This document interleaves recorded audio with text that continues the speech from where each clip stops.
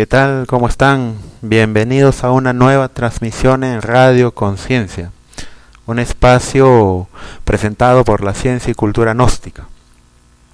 Queremos dar la bienvenida, un saludo a todos los que nos escuchan y los que nos están escuchando quizás en el futuro, para todos ellos, a través de nuestras redes sociales, de nuestro canal de YouTube y a través de la página de Radio Online. Aquí transmitiendo desde la ciudad de Moquegua, Perú, un poco nublado el clima, un poco indeciso entre si llover, no llover, salir el sol, etcétera, ¿no? Pero bueno, aquí estamos con el amigo también que estamos junto a él, transmitiendo desde Moquegua. Bueno, muy buenas tardes para todos nuestros oyentes que nos están escuchando a esta hora. De verdad queremos, pues dar un cálido, recordarles que mi nombre es Aurus Parra y bueno, de verdad, tocando el tema, ha querido llover, pero no llovió tan fuerte. Sí.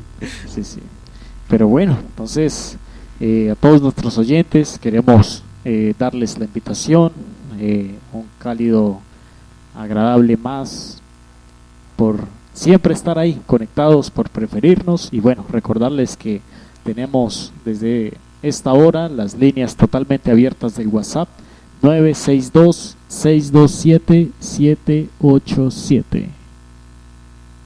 Entonces bueno, Irwin, ¿qué tenemos para hoy?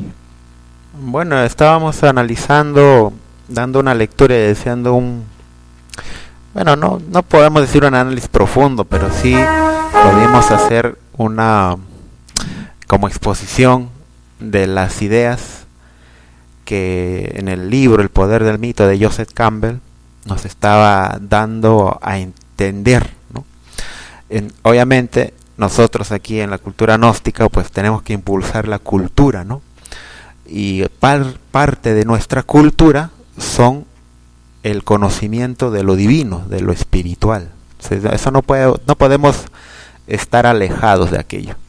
Directo o indirectamente nosotros seguimos esas corrientes, así como son las semanas, ¿no? Lunes, martes. Esos son, por decirlo así, herencias de una cultura antigua que rendía culto, ¿no? Adoraba a los dioses, ¿no? Por eso se llama Marte. Ahí se ve, pues están adorando a Marte, ¿no? Dios de la guerra. Y así, uno cuando analiza su vida cotidiana, el trasfondo real, la base, el origen, el principio que tiene raíces en lo espiritual, en lo divino. Entonces, en este libro, en El Poder del Mito, es que estamos introduciendo para poder entender todas estas cosas y obviamente desde el punto de vista gnóstico vamos a redondear algunas ideas que con el objetivo, ¿no? de que se tiene de la gnosis, que es llevar una nueva cultura, ¿sí? El objetivo de la cultura gnóstica es enriquecer a las personas de una nueva cultura, ¿no? En este mundo que se está cayendo a pedazos, hablando de la ética, de la moral, de lo espiritual, ¿no? Porque ahora todo es negocio, no todo es materialismo. Eso se encuentra en todos lados. Pero obviamente la cultura gnóstica trata de rescatar los valores, los principios más esenciales de la persona, ¿no? Del ser humano. Entonces queríamos empezar con este libro. Ya más adelante pues estaremos leyendo, ¿no? Conjuntamente con esto, ¿sí? Ya vamos a designar un día específico para terminar de leer a este libro de Joseph Campbell, y otro día vamos a estar transmitiendo ya lecturas de fantasía, pero con un significado muy profundo, ¿no? Como ya lo veníamos diciendo, una literatura que la mayoría conoce en Latinoamérica, ¿no? Que es el Quijote, ¿no? De Sancho Panza, ¿no? Entonces de eso tiene un profundo significado. También tenemos otras obras, ¿no? Aparte de la de Cervantes, ¿no? Los Miserables de Víctor Hugo, esa obra tiene principios que hay que irlos estudiando, ¿no? Que realmente rescatan, ¿no? Que es simplemente el propósito del perdón, ¿no? Cómo el perdón puede cambiar a una persona radicalmente. Y el perdón tiene que ver con la imperfección, lo que hablábamos en el poder del mito, ¿no? Porque se perdona lo imperfecto, lo que se hizo mal, el error, ¿no? La falta. Y nosotros como humanos pues siempre estamos cometiendo faltas y siempre tenemos que estar perdonando y pidiendo disculpas, ¿no? Por errores, a veces muy inocentemente y a veces con intención.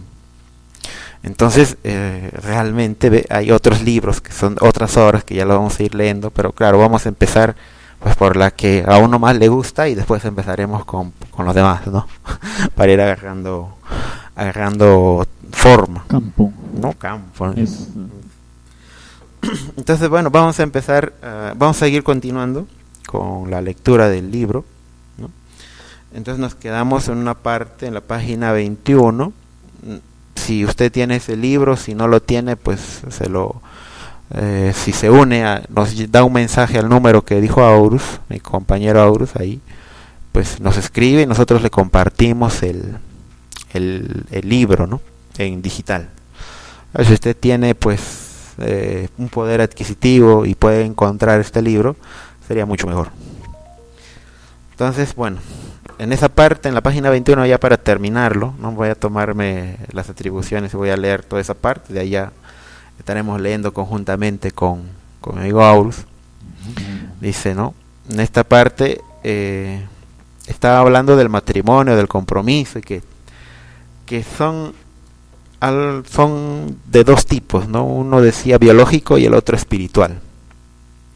Entonces Moyer le dice, ¿no? Es eso porque no comprendemos los dos niveles del matrimonio. Y Campbell le dice, porque no se adquiere un compromiso. Y Moyer, pero decimos hacerlo. Nos comprometemos para lo mejor y lo peor. Esos son remanentes de un ritual. ¿Sí? Moyer le dice, y el ritual ha perdido su fuerza.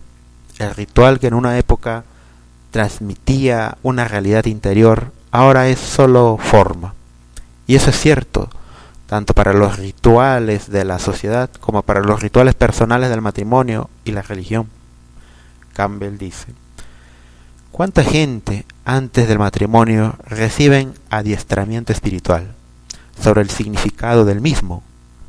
Cualquiera puede ir a la oficina de un juez y en 10 minutos ya está casado.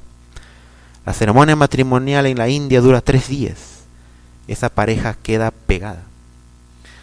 Entonces, en esta parte, sí, es muy, muy interesante, ¿no? Podemos hablar muchos aspectos de aquí, sobre estos párrafos, este diálogo que tienen. Porque realmente es así, ¿no? O sea, cuando uno se va a casar, ¿no? Ante la sociedad, ¿qué es lo que se tiene que hacer, ¿no? Es un trámite legal, ¿no? Pero ¿dónde quedan los sentimientos cuando se está haciendo todo eso? ¿Dónde queda esa parte de, como se diría, de parte espiritual, de esa afinidad, de ese amor? Todo se vuelve ya muy institucional, ¿no? Y las instituciones no nos van a dar una enseñanza, no nos van a, por decirlo así, a preparar y a enseñarnos qué es el matrimonio, ¿no? Sino simplemente nos van a decir, mira, trae estos requisitos, me das tanto dinero, vienes tal día y estás ya casado, ¿no? Ya estás en matrimonio. O sea, el ritual, la esencia del matrimonio se ha ido perdiendo y simplemente se ha convertido en una forma. Y en esta época uno puede evidenciar, ¿no? Tantos divorcios, hay más tantos divorcios como matrimonios entre comillas, ¿no? Porque si nosotros lo analizamos, esa palabra desde el punto de la cultura gnóstica, eso tiene un profundo significado. Porque una cosa es ser esposos, ¿no? la cultura gnóstica enseña, una cosa es ser enamorados, que significa en amor de dos, ¿no? En amor de dos, ¿no? Enamorado, es lo que significa. Entonces, si falta uno, ya no son enamorados, ¿eh? Necesariamente tiene que haber una afinidad, o sea, los dos tienen que entender, o tienen que haber esa predisposición para que entre el amor. Si no, si solo está uno, entonces obviamente eso va a conducir al sufrimiento, al fracaso. La cultura gnóstica nos enseña también que otra cosa son los novios, otra cosa son los casados. En esta época actual, la cultura gnóstica nos enseña que casados hay todo un montón de casamientos. Muchas personas están casadas con muchas otras, ¿sí? Varón y mujer, ¿no?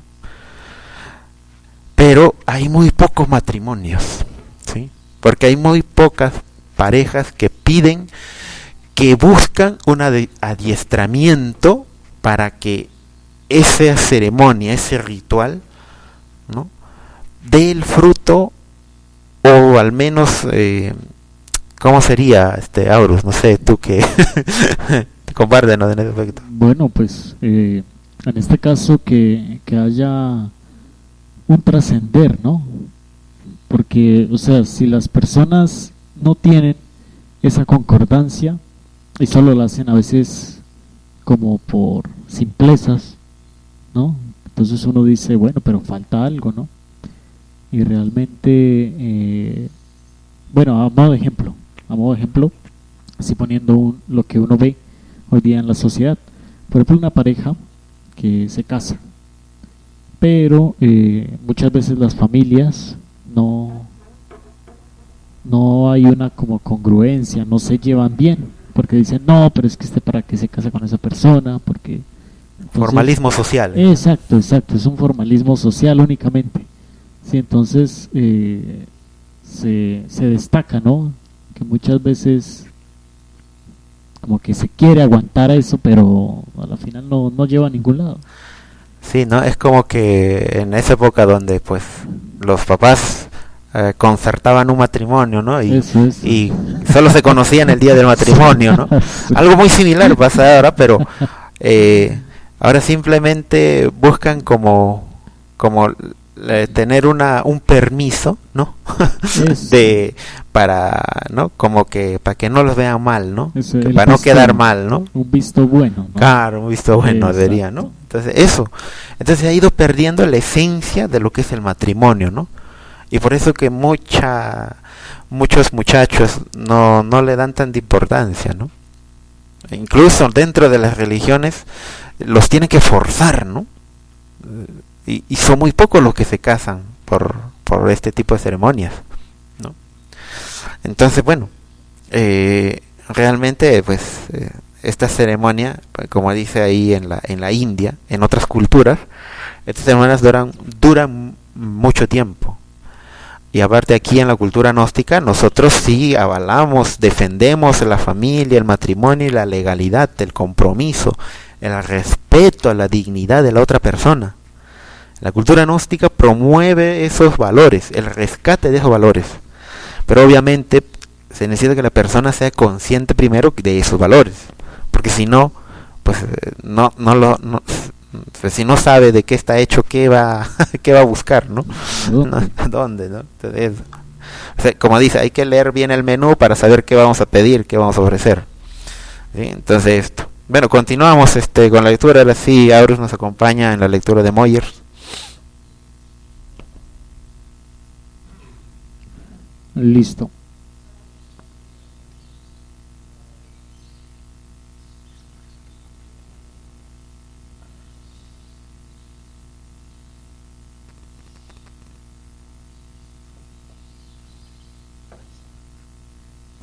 Listo. Ya, Moyers entonces nos dice, está diciendo que el matrimonio no es solo una disposición social, sino también un ejército espiritual. Campbell dice, ¿no? Primordialmente es un ejercicio espiritual y se supone que la sociedad nos ayuda a comprenderlo. El hombre no debería estar al servicio de la sociedad, sino la sociedad al servicio del hombre. Escuchen eso, muchachos. Cuando el hombre se pone al servicio de la sociedad, tiene un estado monstruo. Tienes un estado monstruo. Y eso es lo que está amenazando al mundo hoy.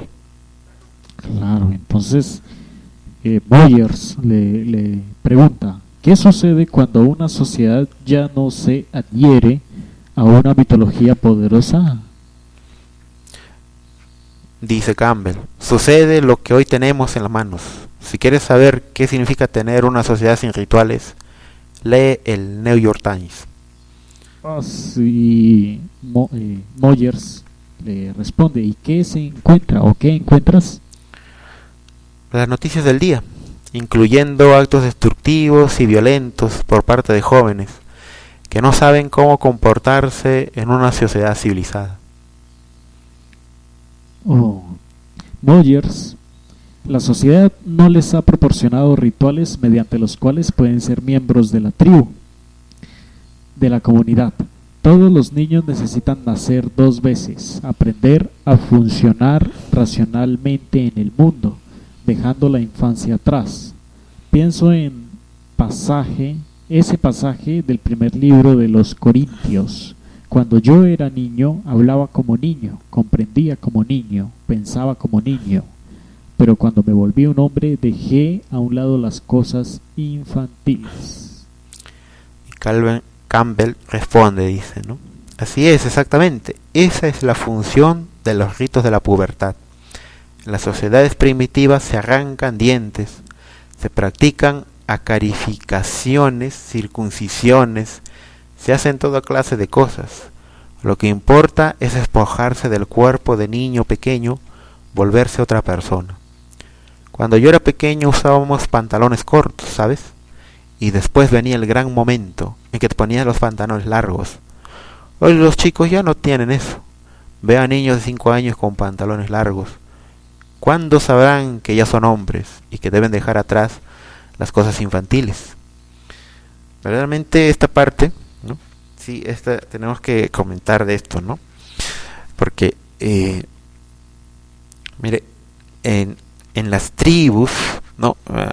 Podemos decir en ciertos pueblos, comunidades, conservan estas tradiciones del paso, ¿no? Del niño a adulto, ¿no? En donde el niño se convierte en hombre.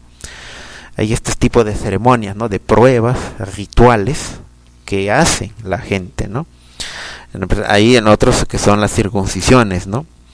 Hay otros como que son una prueba de valor, otros de diferente tipo. Pero en nuestra sociedad actual, en el hombre moderno, ¿no? El mundo moderno, no tiene esto. Salvo esta ceremonia que se les hace, ¿no? De la fiesta de los 15 años, de los 18 años. Cuando es el paso ya, por decirlo así, ya dejan, ¿no? Ese estado de niña, de niño, y pasan a ser, ¿no? Hombres y mujeres, ¿no? Aunque esto, si lo estudiamos desde el punto de la cultura gnóstica, no es tanto así, no es tanto que los va a hacer hombres o mujeres de bien, ¿no? Generalmente esos rituales, esas ceremonias que hacen, no es para hablar mal de eso o para que no lo hagan, ¿no? Pero simplemente es que eso como que los corrompe más, ¿no? Porque no es una ceremonia de tipo espiritual, sino es una ceremonia de libertinaje, donde están presentes excesivamente las bebidas alcohólicas, ¿no? Excesivamente la sensualidad, ¿no? Hablando en términos donde los jóvenes pues simplemente hacen cosas demasiado eróticas en esas ceremonias, ¿no? Entonces obviamente pues eso no les ayuda a ser hombres y mujeres de bien, ¿no? Para que entiendan que han dejado de ser niños y que tienen una responsabilidad ya como hombres, como mujeres, derechos, ¿no? Hechos y derechos. Entonces, miren, antes, ¿no? Antes, en el mundo, estaríamos hablando en la época de mis abuelos, ¿no? En los años 40, 50, 60, me parece que hasta los 80, ¿no? Los niños no usaban los pantalones largos, ¿no? Eran como unos pantalones hasta un poco más arriba de los tobillos, ¿no? Lo que llaman hoy chavos, le dicen chavos, ¿no? Estos pantalones aquí en Perú, no como le dirán en otros países, ¿no? Y es con tirantes, ¿no? Y eso es lo que usaban los niños, ¿no? Los niños de 8, 9, 10 años. Sí. Ya cuando ya eran mayores, ya cuando se les consideraba hombres y mujeres, ¿no? Ya ellos ya no se les compraba esos pantalones, ¿no? Nosotros vemos todavía, hay ciertas personas que yo les veo, niños que usan estos pantalones todavía cortos, ¿no? Bueno, tal vez sea por moda, no sé por qué lo harán, pero ahí todavía, ¿no? Ahí uno puede ver esto, aunque el sentido de eso ya se ha perdido, ya no se hace. Entonces es lo que nos está diciendo en este libro, en El Poder del Mito. Entonces continuamos, ¿no? O si Aurus, ¿quieres opinar respecto a esto? No, continuamos. Sí tengo algo, pero me gustaría ver qué más ahonda. Ya. Entonces le sigue Moyers. Listo. Entonces Moyers nos pregunta, o le pregunta en este caso a Campbell, ¿de dónde sacan sus mitos hoy en día los chicos que crecen en una ciudad en la calle 125 esquina con Broadway, por ejemplo? Campbell le dice, ¿no? Las fabrican ellos mismos. Es por eso que hay pintadas cubriendo toda la ciudad. Esos chicos tienen sus propias bandas, sus propias iniciaciones y su propia moralidad, y lo hacen lo mejor que pueden. Por eso son peligrosos, porque sus leyes no son las de la ciudad, no han sido iniciados en nuestra sociedad. Lo que Moyers le dice, Roger May dice que la violencia de la sociedad norteamericana actual se debe a la desaparición de grandes mitos que ayuden a los jóvenes de ambos sexos a relacionarse con el mundo o a comprenderlo más allá de lo que puede verse. Campbell, sí, pero otra razón para nuestro alto nivel de violencia es que los Estados Unidos es un país sin un carácter nacional. Explícate, dice Moyers. En el fútbol americano, por ejemplo, las reglas son muy estrictas y complejas, pero si vas a Inglaterra, verás que las reglas del rugby no son tan rígidas. Cuando yo era estudiante en los años 20, había un par de jóvenes que formaban una fantástica pareja de delanteros. Fueron a terminar sus estudios a Oxford y unieron al equipo de rugby, y un día introdujeron el pase adelantado. Y los jugadores ingleses les dijeron, bueno, nosotros no tenemos una norma para eso, así que por favor no lo hagan. Nosotros no jugamos así. En una cultura que ha sido homogénea durante cierto tiempo, hay una cantidad de reglas sobreentendidas, no escritas, de acuerdo con las cuales vive la gente. Ahí hay un carácter nacional, hay una modalidad, un acuerdo de no hacerlo así. Una mitología, dice Moyers. Una mitología tácita, podría decirse. Así es como manejamos el cuchillo y el tenedor. Así es como nos entendemos con la gente y todo lo demás. No todo está escrito en los libros, pero en los Estados Unidos tenemos gente procedente de todas partes, viviendo todos juntos, y en consecuencia, la ley se ha vuelto muy importante en este país. Los abogados y las leyes son los que nos mantienen unidos. No hay un carácter nacional. ¿Comprendes a qué me refiero? Sí, es lo que describió Tocqueville cuando llegó aquí hace 160 años y descubrió un tumulto anárquico. Lo que tenemos hoy es un mundo desmitologizado. De ahí que los estudiantes tengan tanto interés en la mitología, porque los mitos les dan mensajes. Ahora bien, no puedo decirte qué mensajes les está aportando a los jóvenes de hoy en día el estudio de la mitología. Sé lo que a mí me dio, pero algo está haciendo por ellos. Cuando doy una conferencia en cualquier universidad, la sala está repleta de estudiantes que han ido a oír lo que tengo que decir. Suelen asignarme un aula que resulta pequeña, porque los organizadores no sospechaban cuánto entusiasmo despertaría el tema entre los estudiantes. Moyers dice, conjetura.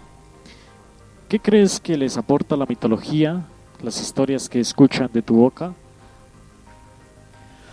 Son historias sobre la sabiduría de la vida, y lo son de verdad.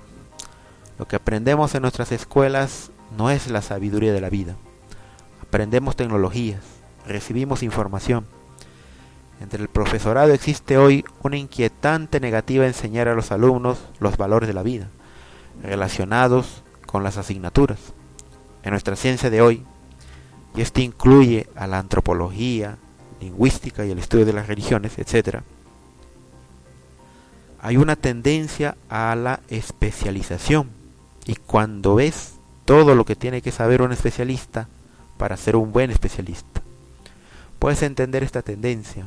Para estudiar budismo, por ejemplo, tienes que acceder no solo a todas las lenguas europeas en las que se ha expuesto la materia oriental, particularmente francés, alemán, inglés, italiano, sino también sánscrito, chino, japonés, tibetano y varias más. Solamente eso ya es una tarea tremenda.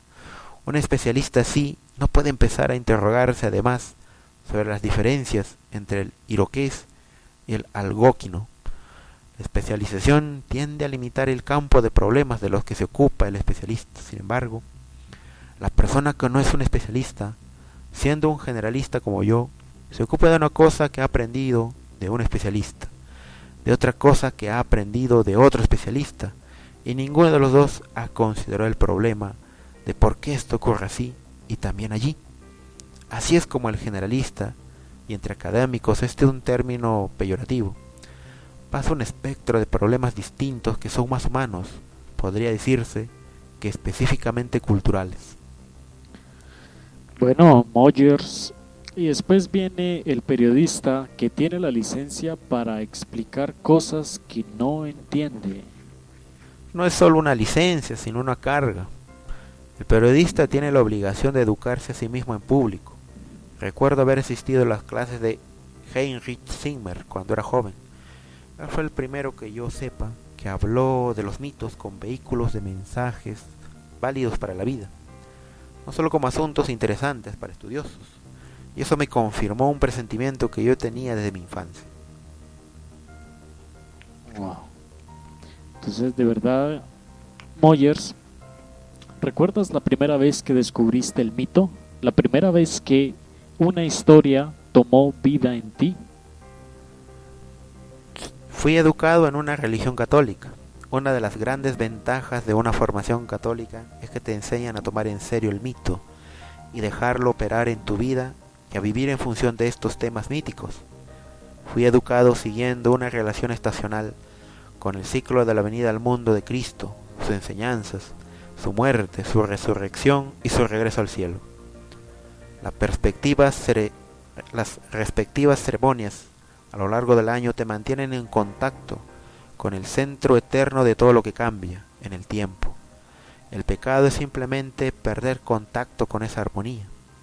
Y después me enamoré de los indios norteamericanos, porque Buffalo Bill venía todos los años al Madison Square Garden con sus maravillosos shows de salvaje oeste, y quise saber más sobre los indios. Mis padres me compraron todos los libros que encontraron sobre indios americanos.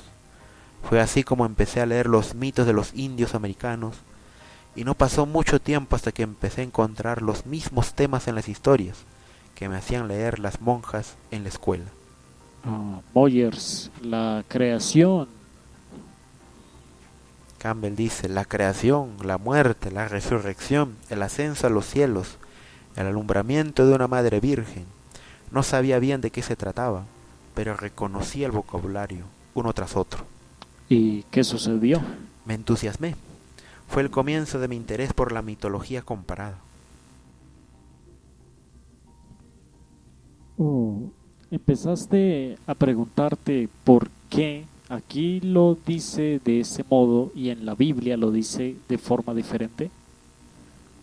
No empecé el análisis comparativo hasta muchos años después.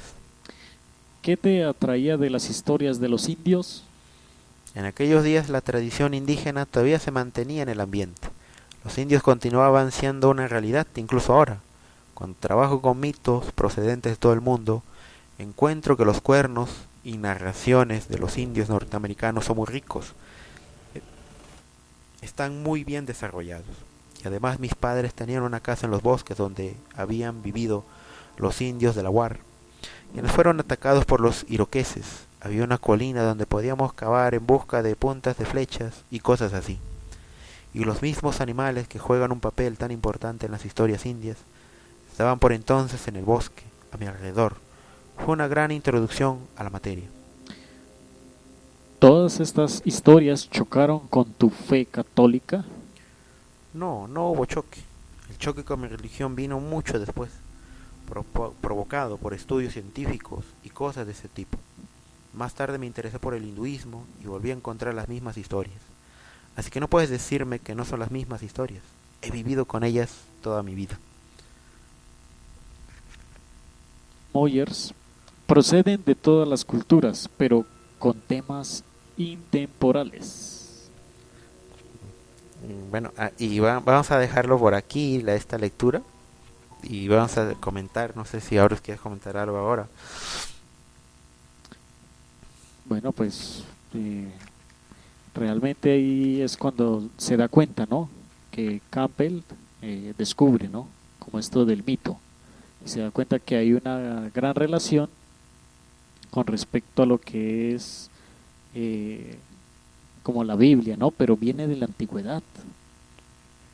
Sí, entonces ahí como que se da donde uno cuenta que esto no es de ahora, ¿no? Sino que viene de remotos, por decirlo así, desde los antepasados. Claro, es algo... O sea, Campbell, hemos dado una lectura así rápida, hemos avanzado sin comentar mucho, pero sí está haciendo ciertas afirmaciones, ¿no?, de sus propias experiencias, ¿no?, en relación que él creció como católico, ¿no? Pero a pesar de eso le atraían mucho los mitos, en este caso de los indios de Nueva York, ¿no? Los indios rojos, de Buffalo Bill, dice, ¿no? Y realmente dentro de esa cultura india existen ciertas cosas que ellos hacían, o ciertos rituales en los que ellos se especializaban, ¿no? Y eran ceremonias tan, por decirlo, tan trascendentales como lo sería una ceremonia que lo hiciera el arzobispo o el mismo papa. O sea, para ellos era algo de sumamente sagrado, ¿no?